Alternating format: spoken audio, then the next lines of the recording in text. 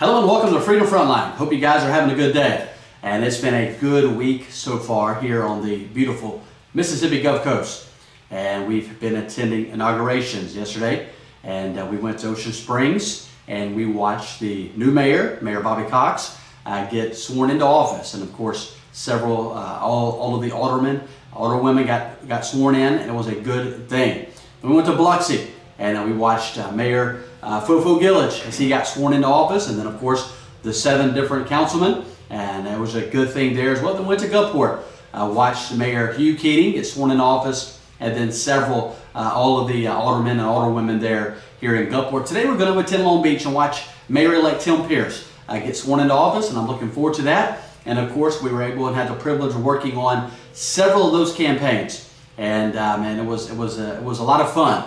And we got to help work with Mayor Bobby Cox, and then of course Matthew Hinton got to work with him, Steve Tillis got to work with him, and I got to work with Julie Messenger as well. And that was a lot of fun helping on those campaigns. And of course in Gulfport, Mayor Hugh Keating, and I got to work alongside him. And then also with the Republicans, being Harrison County, Gulfport was a hot spot, and it was a good race. And I think that both sides did well. I think the Democrats party, I think they did well as far as running their race and running their campaign, and I think they did a good job. They worked hard, and so did we on Hugh Keating's side, and he had a good team and a good campaign. He ran a strong campaign, worked hard, and of course Mayor Hugh Keating came out on top. And so, man, I want to congratulate all of them, for running good races, whether they was Republican or Democrat. They still ran good, strong races, and I know the outcome isn't what some wanted, and so on some of those races, but it was still good. And it's always good to have an opponent, somebody you're running against. That way you're talking about ideas, and no one should just have a free race. I mean, it's good to have somebody running. It keeps people honest, and it also makes people work hard, and it just keeps people moving, and which is good. And then today we're going to attend Long Beach, and we got to work alongside Mayor Tim Pierce as well on his campaign. And it was a wonderful campaign, good race, and I'm so thankful for all of the different people that we were able to meet and work alongside. As now we move into getting away from today, now people are really going to be thinking and talking about 2026 a little bit. There's not going to be too many races. There are a few. I think there's 2 cities that are going to be up for a re-election as far as their aldermen and mayors, and in 2026. And then of course you have the United States Senate race, Cindy Hyde-Smith's seat, and is up for re-election. And then of course your congressmen, and they are Benny Thompson, Trent Kelly, and then Michael Guest and Mike Ezell are 4 congressmen here in Mississippi. They're all up for re-election as well in 2026. I'm not sure who's running against who in that race. I'm not sure what all Republicans are going to be in. No one has formally announced, as far as I know, as far as running against one of the incumbents. I would assume, and I know that Mike Ezell is going to run. Congressman Ezell will run for the 4th Congressional District. I know that Michael Guest will run, and then of course Trent Kelly will run, and then Benny Thompson will run as well. I haven't heard of anyone yet formally announcing that they was going to run against one of these incumbents. Then you have 2027, and 2027 is going to be lots of fun. It's going to be an interesting year. It's going to be fun. You're going to have all 8 statewide seats are up for re-election, and of course our governor Tate Reeves, he cannot run again because he's termed out. And then our Lieutenant Governor Delbert Hosemann, he cannot run as well because he's termed out. Okay, you can only do 2 terms as far as the governor and lieutenant governor in the state of Mississippi. And because of that, Tate Reeves, he's not going to be running for re-election in 2027. And so you're going to have a lot of people running for governor in Mississippi. And then lieutenant governor. So if the current lieutenant governor, Delbert Hosemann, were to run for governor, which he can't run for lieutenant governor again because he's termed out, you're going to have lots of people getting in that lieutenant governor race. And then you have our Secretary of State, which is Michael Watson, who I think has done a good job as Secretary of State. He's going to be running for Lieutenant Governor. So that's going to open up the Secretary of State race. And then you have Senator Jeff Tate. I know he has announced that he's going to run for Secretary of State. He's done a great job as a state senator. He'll do a good job as a Secretary of State. And then you have the state auditor, and Shad White, who is saying he's going to run for governor. He has not yet formally announced, and so he's done a good job as our state auditor, and so that's going to open up that seat. And then you have our treasurer, David McRae. He is saying that he is going to stay at his current seat. And then you have our who has done a good job as our Attorney General. She's potentially going to run for governor. And so if she runs for governor, that's going to open up the Attorney General spot. And then you have Sean Tindell looking at possibly running for Attorney General. And so I think he would do a great job as Attorney General. Sean Tindell has done a good job everywhere he's been, and I would expect nothing less than him to do a good job as Attorney General. And then you have your our Ag Commissioner, which is Andy Gibson, who is the only one that has so far formally announced to run for governor. He's done a good job as Ag Commissioner, and because of that, it's going to open up that seat. And so you're going to have races in at least 7 of the 8. And then you have your insurance commissioner, which Cheney said he's not running for re-election. I haven't heard of any names yet for insurance. And so it's going to be interesting. It's going to be interesting to see. And I'm going to talk a little bit about this. And but I want to say, if you haven't already subscribed to our channel, please do so. Whether it's on YouTube, whether it's on Facebook, Twitter, wherever you're watching this. And please subscribe, and of course, please share. And so, but you're gonna have all of these races up, and then you have every state senate, every state rep. You're gonna have every sheriff, every supervisor. So I mean, you're talking about a lot of seats that's gonna be up for re-election come 2027. You're gonna have potentially, when you look at all of the seats, 82 sheriffs, and then if they have challenges, and then you have all of your 410 supervisors. A lot of them are going to have challengers. So you're talking about multiple of 1,500 to 2,000 people running for office whenever it comes to 2027. And I know most people are going to pay attention, to the governor, lieutenant governor race, and then a lot of people don't pay attention to the other races, which, my opinion, I think the sheriff and the supervisor, those are to be just as important to us as the governor race. And so we need to be thinking about that and looking forward to that whenever it comes to 2027. But I want to give you several things that I think is important. I wrote this article and I put it on Freedom Frontline 1776. If you haven't already been to the website, I would encourage you to go to the website. And it's simple. freedomfrontline1776.com. And I would encourage you to go and check out that website. And that is where you can find this article that I'm going to talk a little bit about. But before I jump into this article, I want to mention this that I think is very important. I mention this every single episode. And that is your vote counts. Your vote counts. And in 2027, your vote counts now more than ever. Last night, at one of the inaugurations, someone came up to me, and here's what they said to me. We were talking, and they said, Dan, I did not even vote in the general election for mayor because I forgot. I mean, I don't know how anyone forgets to get out and vote, but people do forget to get out and vote. And so, boy, coming 2026 or 2027, we need to make sure that we get out and vote. And I know even in August this year, there's some special elections around the state that you guys need to be involved in, and I'll talk more about that later. But let me give you several things whenever it comes to picking or voting. Who are you going to vote for? I'm going to give you 10 qualities Mississippi must demand from its next governor, or you could put its next whatever. Its next lieutenant governor, its next secretary of state, its next auditor, its next attorney general, whatever it is, its next supervisor, its next sheriff.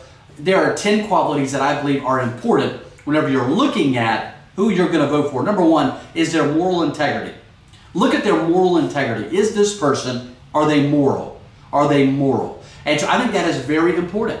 Thomas Jefferson said this. I'm going to read this. He said, "A wise and frugal government shall restrain men from injuring one another, shall leave them otherwise free to regulate their own pursuits of industry and improvement." That doesn't happen if you don't elect moral people. I see a lot of people running for office and they're not moral. Listen to me. All because someone is running as a Republican does not make them a moral candidate, right? I mean, all because somebody's running as a Democrat does not mean that they're not a moral candidate. I know a lot of Democrats that are pro-life, that are pro-Second Amendment, that are as pro-God and country as I am. I wish that they would come over, to the Republican side, but they run as a Democrat because that's the only way that they can win in that council seat or that mayor seat or whatever seat it is that they're running for. And so my point is, all because they're running as a Republican doesn't mean they're moral, and all because they're running as a Democrat doesn't mean that they're not moral. And so you want to look for a moral candidate, whether they're Republican, whether they're Democrat. In some cities in Mississippi, a Republican can't win. In some districts, and that's all over the nation. And in some areas, a Republican can't win. So if I'm having to vote Democrat, then I am going to be looking and voting for the best moral candidate. And there are good moral candidates out there, and that is important. 2 Corinthians 8:21, the Bible says, providing for honest things, not only in the sight of the Lord, but also in the sight of men. And I want somebody that's honest. I want somebody that's going to shoot straight with me. Listen, I don't have to agree with you all the time, but just be honest with me. Just tell me the truth. Just say, Dan, we can't do that. Or Dan, that's not going to happen. Or Dan, that's not even possible. Just be honest. Just be honest. There's a huge debate right now on this big, beautiful bill. Now, I'm going to say this right from the beginning. There's no way, there's no way that I would vote for anything unless I read the bill. Like, it's 940 pages. I'm not going to vote for a bill that I haven't read. I read this morning there was 2 senators that were shocked about some things that were in the bill after they had voted to move it forward. You wouldn't be shocked if you had read it. And so read the bills what you're voting on. And that'll help keep you honest. Now, somebody says, well, if you don't, then you're not pro-Donald Trump if you believe that. Well, I hate to tell you, but I'm as pro-Donald Trump as you can get. And Make America Great. I mean, this is an autographed Donald Trump hat that was sent. I mean, I am pro-Donald Trump. I am pro-America first. And I believe that you should read the bill first. Listen, if my mom gave me a bill and said, I need you to vote for this, I would still read it first. I'm going to read the bill, right? It's going to happen. That helps keep me honest. That way if somebody says, did you read the bill? Yes. How can you vote for something that you haven't read? It's important that you read the bill. It keeps you honest. It keeps you honest. The second thing is the defense of religious freedom. It is so important that we vote for people that are religious, that are for our religious freedom. Listen, do I want somebody that is a Christian whenever I vote? Yes, I would love to be able to vote for a Christian every single time. But in some cases, that might not be the case. And so when I look at a candidate and say, he's not a Christian, but he's pro-religious freedom. He is for me exercising my religious rights if I want to exercise them. The same way if you don't want to exercise your religious rights, and you don't have to. John Adams said this. He said, our Constitution was made only for a moral and religious people. It is wholly inadequate to the government of any other. And so it is important that we elect people who will defend our religious freedom. It's important. Another is pro-business leadership. One thing I like about Donald Trump, I like a lot of things about Donald Trump, but one thing that I love about Donald Trump is that he is pro-business, and he's built businesses. There's a gentleman that's thinking about running for governor here in Mississippi. His name is Tommy Duff. Tommy Duff is a multi-billionaire. He is the richest man in the state of Mississippi. The reason why Tommy Duff is a multi-billionaire is because he has built many successful businesses. He is from the business family. He is pro-business, and he has built businesses. He has like 16,000 employees all over, not just Mississippi, but all over the United States, and not just the United States, but all over the world. And so those are the type of men, those are the type of women that you need in office. Men and women that are pro-business. It's important. Another is somebody that is committed to life and family values. I'm talking about pro-life. I don't care if they're Republican. Listen, I will vote for a pro-life Democrat before I will vote for a pro-choice Republican. It's not happening. I'm not voting. I will write somebody's name in before I vote for anyone that is pro-choice. Now, have I voted for people in the past that were pro-choice? It's a good possibility if they didn't. Maybe they lied or they wasn't very honest. But I'm not voting for somebody that's not pro-life. It's not happening. I will vote for a pro-life Democrat. I will write in somebody's name before I vote for a pro-choice Republican. It's not happening. Somebody says, well, we need to expand our tent. Not in that area. we don't need to expand our tent. That tent needs to be closed. There's no expansion needed. Either you're pro-life or you're not. And if you're a Republican, you obviously should be pro-life. It's in our platform. And so I'm not going to vote for somebody that's not pro-life. You say, well, you're a one-issue. No, I'm not a one-issue person, except whenever it comes to the area of being pro-life, we're going to be pro-life. And so that's important. The other area is physical responsibility. Physical responsibility. Someone that is physical. The governor or people that are in office must resist the temptation to spend money foolishly. We have to resist that temptation. Number one, it is not your money. That is the people's money. That is our money. And so we need people in office that are not going to just blow money. It is important. It is important. In Colossians 4, verse number 2, the Bible says, moreover, in 1 Corinthians 4, verse number 2, I don't know why I said Colossians, 1 Corinthians 4, verse number 2, moreover, it is required in stewards that a man be found faithful. A man be found faithful. It is important that whenever we elect men and women into office, that we elect people who are going to be good stewards of our money. One way you find out is, are they a good steward of their money? Are we going to elect people that wants to get rid of taxes, lower taxes, not raise them? We don't need to be raising taxes. We need to be looking for ways to cut taxes. That takes the burden off of the taxpayer. The more money that I get to keep in my pocket is the more money that I get to spend in my economy, my family's economy, my children's economy. If you're a parent, you understand that. Children, they are asking for money. I'm going to stop right here and ask you, if you haven't already subscribed to the channel, please do so. Please share. It helps us get out our message, the message that we conservatives believe in. And so it's important. If you haven't already subscribed, please do so. I like this. Number next is the courage to stand against cultural pressure. To stand against pressure. Pressure's going to come. Stand against it. Stand against it. Pressure is going to come from the outside. Pressure is going to come from within. Pressure will come from family. Pressure will come from friends. But you have to have the courage to stand. James Madison. It is the duty of every man to render to the Creator such homage. Before any human institution, we must first pay our duty to our Maker. Stand. I'm not going to vote for something that goes against my moral compass. I'm not going to vote for something that goes against the platform, the Republican platform, or the Constitution. I'm not going to vote for something that goes against that. And so that's important. I'm not going to vote for something that goes against the Word of God. And so it's important. Someone is going to stand against cultural pressure, because the pressure is going to come. And when it comes, I must be willing to say, nope, I'm not voting for it. I'm not doing it. Number next, a vision for education rooted in excellence and parental rights. One thing that Mississippi needs is we need school choice. My children all attend public school. They go to West Harrison High School, West Harrison Elementary, and West Harrison Middle. My youngest daughter goes to West Harrison Elementary. My one daughter, London, goes to West Harrison Middle. And then I have three children, Diana, David, and Quitman, who all will be at West Harrison High School. Not every school district has a West principal, the teachers, they are great. The matter of fact, the principal, one of the principals, the assistant principal for the middle school, was one of my teenagers whenever he was in my youth department, when I was a youth pastor at Faith.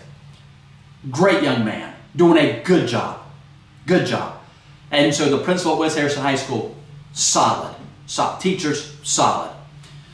Are there things that I don't, is there things that I might not agree with or I might disagree with? Yes. I mean, whenever they attended private and Christian school, there was things that I didn't agree with there as well. But it is solid. Not every school has a West Harrison. And so because of that, I'm for school choice. I'm for school choice. I think the tax revenue, the tax dollars from those parents are to follow their child to the school of their choice. And so I think that's important. I think it's important. And so we need to, we need to elect people that have that vision for our school district. James Madison, as you can tell, I kind of like our founding fathers. James Madison said, a well-instructed people alone can be permanently a free people. We must educate. We must educate them. Number next, a champion of small businesses and entrepreneurs. That's the type of people that we need to elect. Supervisors, council, mayors, governor, lieutenant governor, secretary of state, all the way down everywhere. State Senate, state house. We need to elect people that are champions of small business. Men and women that have started businesses, that run businesses. That is important. That is important whenever it comes to having people. That way, whenever they go to vote, they're going to make votes that benefit the citizen. That's kind of important. You know, you want people in office that are going to make votes that benefit the citizen, but doesn't benefit, and not just the citizen of America, the citizen of the United States of America. It would be kind of foolish for our legislators in Mississippi to be making votes that benefit the citizens of California, but that doesn't benefit the citizens of Mississippi. That, you say that would be dumb. Yes, it would be, but it's also dumb whenever people in Washington vote on things that benefit other countries, but doesn't benefit the citizens of this country, the United States of America. That's America first. It ought to be America first. You say, well, we ought to be looking out for other countries. We need to look out for America first. If we don't take care of mom, if we don't take care of mama, all the other things are going to fail. We've got to take care of mom first. And how you take care of mama is by taking care of the citizens. That's how you take care of this nation, is by taking care of the citizens, cutting red tape on businesses, getting rid of taxes, cutting taxes. Those are ways that you benefit school choice, things of that nature, putting the freedom into the hands of the citizens. That is how you unleash businesses. That's how you unleash entrepreneurs, is by cutting red tape, cutting taxes, putting the freedom back into their court, which is important. Next, the defender of law and order. We have laws in this country. We have laws in this country, in this nation. We need to elect people that are going to defend them. One of the laws right now that come to the top of my head is whenever it comes to immigration. We have a lot of people here that are illegal. They need to be sent back home. They need to be sent back home. You say, well, we're going to separate families. Send the whole family. Send the whole family. And so whenever you do that, it'll help other people stop from coming here illegally. If I break the law, say I go rob a bank or steal something, I'm going to go to jail. Sheriff Matt Haley's not going to be like, okay, Dan, I'm going to let you slide because you have a wife and 5 children. No, I'm going to go to jail. I'm going to have to pay the consequences. And so when people come here illegally, they have to pay the consequences. So we need to elect people that will defend the law. Next, and order. A lot of the stuff that's happening whenever it comes to these protests that are not genuine protests. Listen, whenever you're busting out windows and whenever you are setting cars on fire, whenever you're doing those things, that's not order. We need to get rid of those type of people. We need to elect people that stand strong for law and order. Next, I like this. Humility before God and service before self. We need to elect men and women who, 1, put God first, and 2, put the citizens second, and then themselves. We have a lot of people in office that they're there to serve themselves, and they're not there to serve the citizen. So whenever it comes to the elections, these special elections in August, whenever it comes to 2026, whenever it comes to 2027, we need to be looking for men and women that stick to these 10 core principles. I'm going to put a link in the comments, so that way you can click on the website and go to the website and you can read everything that I just talked about there on the website on freedomfrontline1776.com. And I would greatly appreciate it. If you haven't already subscribed, please do so. I want to mention this before we get off, and that it starts with we the people. It starts with you and I. It starts with having conversations. It starts with talking to people. That is where this whole thing starts. And so I want to encourage you to begin to have conversations, begin to start talking to people. That way we can get ready for 2026 and 2027.